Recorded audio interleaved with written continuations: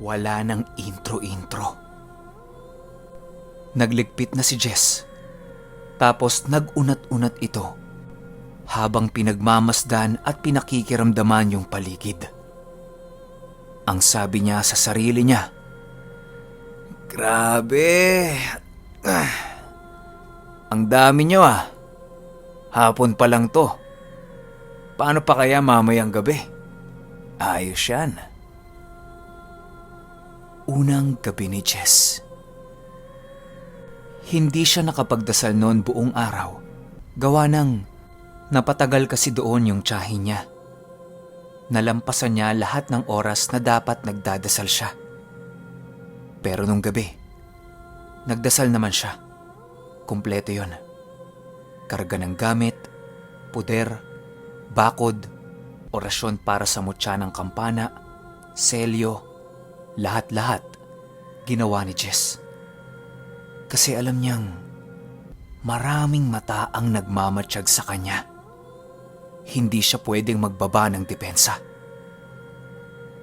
Habang nagpapaantok si Jess, nakaupo siya sa pintuan ng kubo niya. Tinitingnan niya yung buong paligid. Sa obserbasyon niya, may mga batang elemento ang nanonood sa kanya. May mga kaluluwa din. Hindi niya alam kung mga ligaw ba ito o mga pinatay doon. Pero ang hinihintay niyang magpakita sa kanya, si Mang Badong. Kailangan niyang makausap yon para malaman niya kung anong dahilan ng pagkamatay nito. Kaso wala eh. Buong gabi siyang naghintay pero wala talaga. Pakiramdam ni Jess, hindi siya dadapuan ng antok nung gabing yon. Kasi napakarami niyang iniisip. Bukod sa mga espiritual na nakamasid sa kanya, hindi niya din maiwasan na isipin yung nanay niya.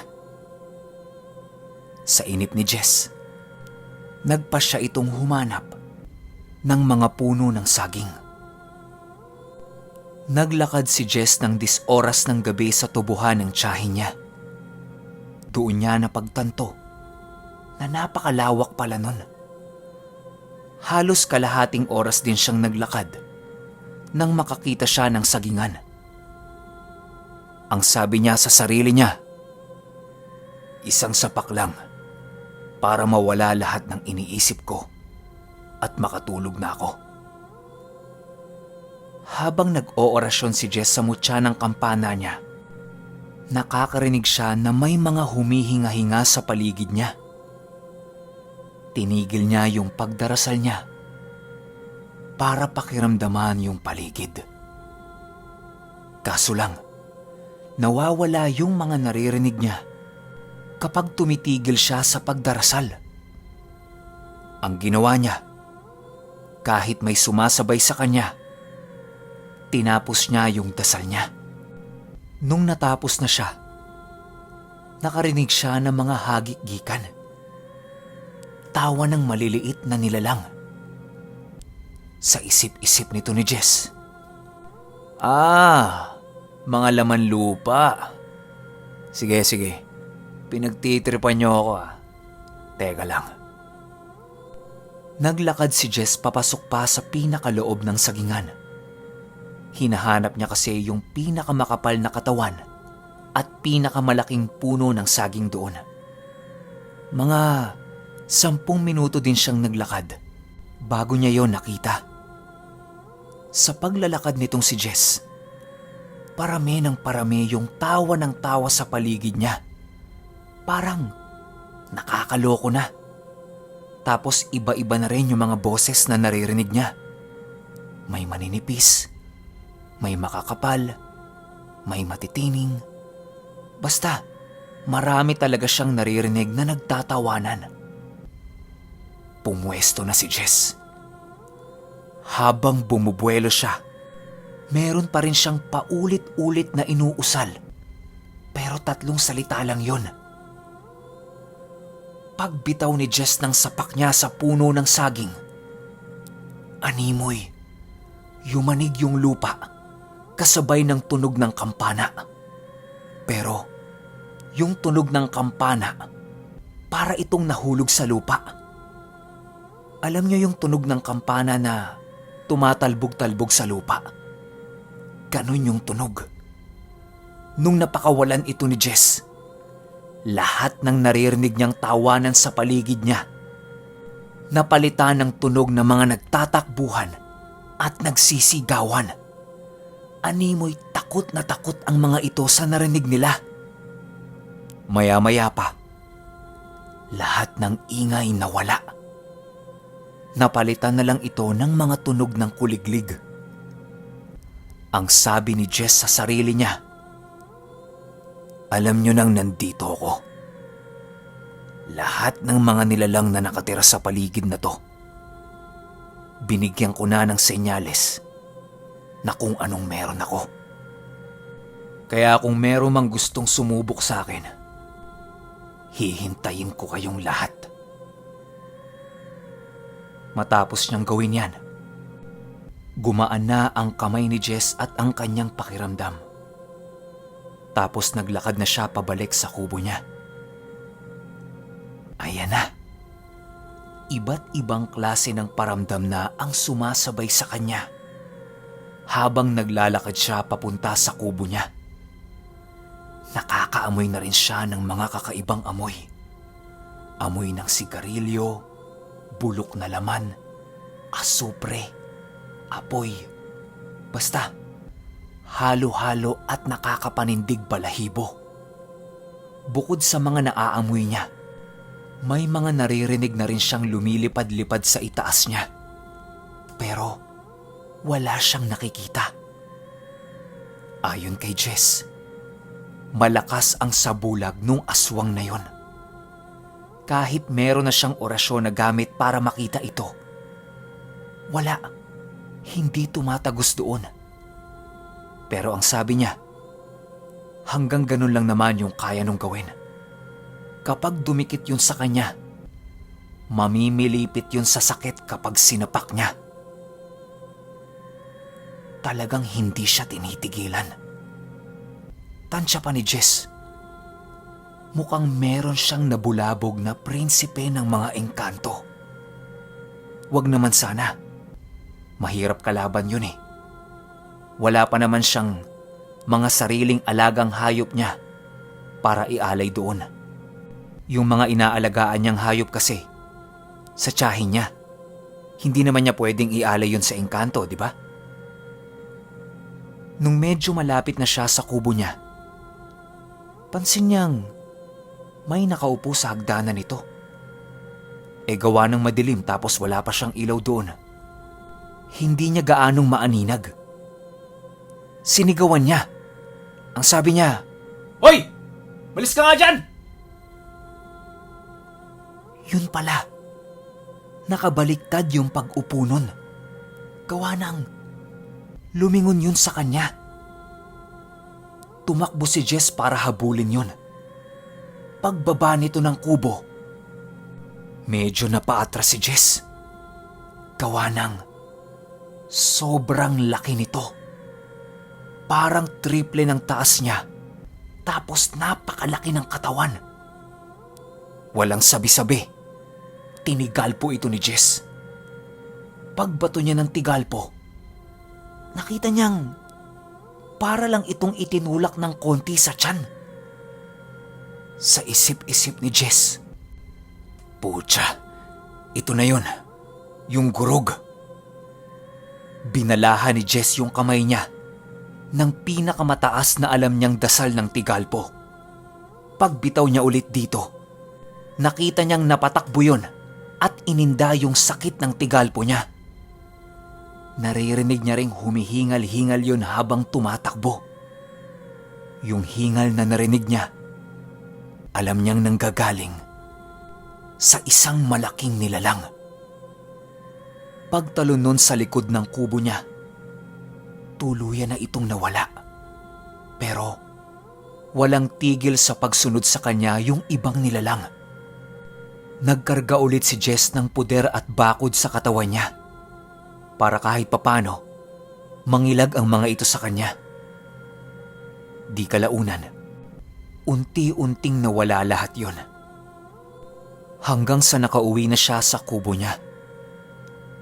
Paghiga niya, ang sabi niya sa sarili niya, "Whew! Grabe. Unang gabi pa lang to ah. Parang mali yata na tinawag ko silang lahat ah. Ay." Hanggang sa dahan-dahan na siyang inantok at tuluyan ng nakatulog. Kinaumagahan, nagising si Jess kasi nakaamoy siya ng sigarilyo. Pagbangon niya, inikot niya kaagad yung buong kubo niya para hanapin kung sino yung naninigarilyo. Kaso, wala namang tao. Inisip niya, saan ang gagaling yung amoy na yon? Pagtingin niya sa puno ng mangga na nasa likod ng kubo niya, may kumakaway-kaway sa kanyang isang malaking lalaki na may hinihit-hit na mahabang kawayan. Paglalarawan ni Jess, sobrang itim ng balat nito tapos napakakapal ng balahibo sa katawan. Sa sobrang kapal ng balahibo nito, hindi na rin maaninag yung mata niya at saka bibig. Gawa ng natatakpan na yon. Binati ni Jess. Ang sabi niya, "Oh, magandang umaga, Nong." Ngingiti-ngiti pa yon sa kanya. Hanggang sa tinuro nun yung bubong ng kubo niya. Pagtingin ni Jess, nandoon si Mang Badong. Natulala ng ilang minuto si Jess. Gawa ng alam niya sa sarili niyang kaluluwa na lang yon. Iniisip niya kung paano niya kakausapin nang hindi nasisilaw o hindi yon napapaso sa kanya. Agad-agad na ginawa ni Jess. Kinalas niya lahat ng karga niya maliban sa kampana niya. Pilit niyang kinakausap ito. Pero wala. Hindi sumasagot sa kanya. Nakatitig lang. Hanggang sa unti-unti na itong nawala. Parang 4 o 5 segundo niya lang nakita yon. Imbis na matakot, mas natuwa pa itong si Jess. Dahil ayon sa kanya, meron siyang paglilibangan habang nandoon siya sa tubuhan ng tiyahin niya. Hindi niya mamamalayan yung araw, gawa ng meron siyang iimbestigahan. Kailangan niyang malaman kung papaano namatay itong si Mang Badong. Ano kaya ang dahilan? Dahil ba sa aswang? Dahil ba sa mga laman lupa? Dahil ba sa mga engkanto? Dahil ba sa mga rebelde? O ang pinakamalapit na dahilan? Dahil ba sa mga gurog o amumongo?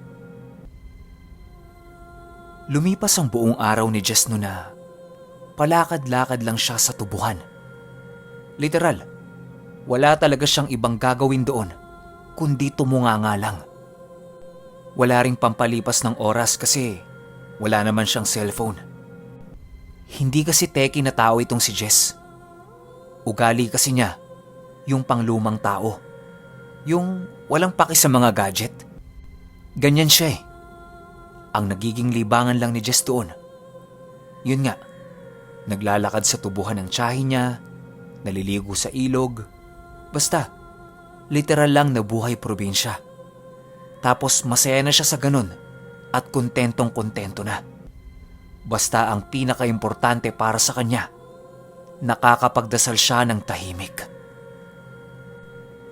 Nung pangatlong araw ni Jess, naubos ang buong maghapon niya sa paghuli ng isda sa ilog.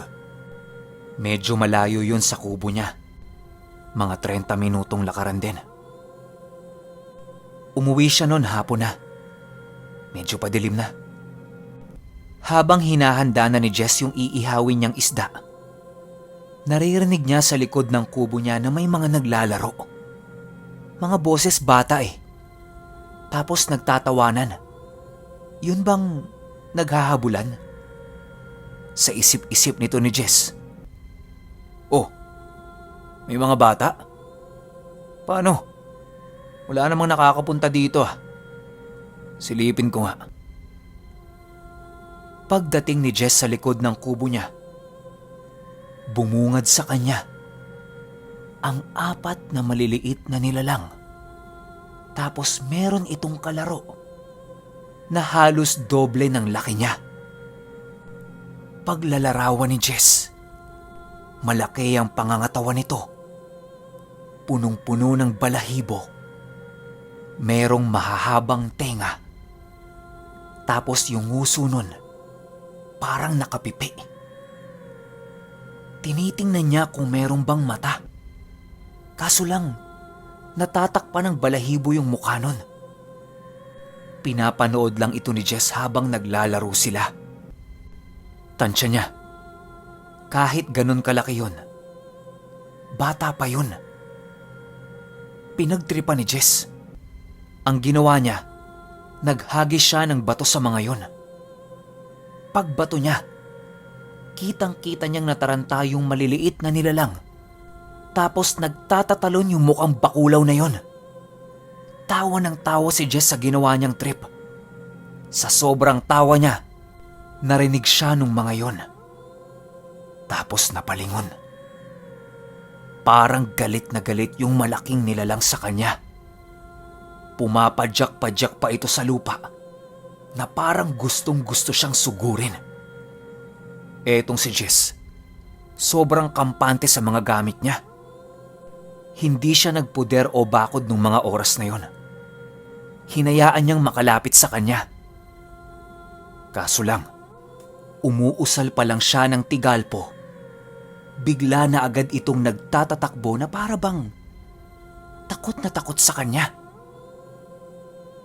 Pero pagtingin niya kung saan ito patungo, merong nakatayo doon na mahabang mahaba yung buhok.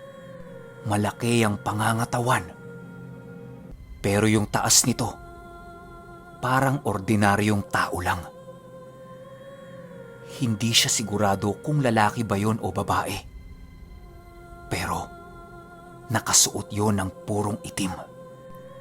At sa hindi niya inaasahan, yun ang unang beses na nakaramdam siya ng ganun katinding kaba. Okay, sorry, kailangan ko na namang putulin kasi hindi pa rin to tapos eh. Baka mayroon pang 2 parts to. Pero huwag kayong mag-alala, gawa ng sunod-sunod kong i-upload, puro kampana na para tapos ka agad. Bukas siguro subukan nating makadalawa ulit, no? Para hindi kayo nabibitin. Ayoko rin naman na mabitin kayo. Kaso hindi ko pa tapos eh. Pinipilit kong gawin ng mahaba hanggat kaya ko. Kaso hanggang dito lang yung inaabot. So huwag kayong magtatampo, huwag kayong magalit. Bukas may aasahan kayong part 3 ng Kampana 3. Yun lang. Hanggang sa susunod na part. Salamat.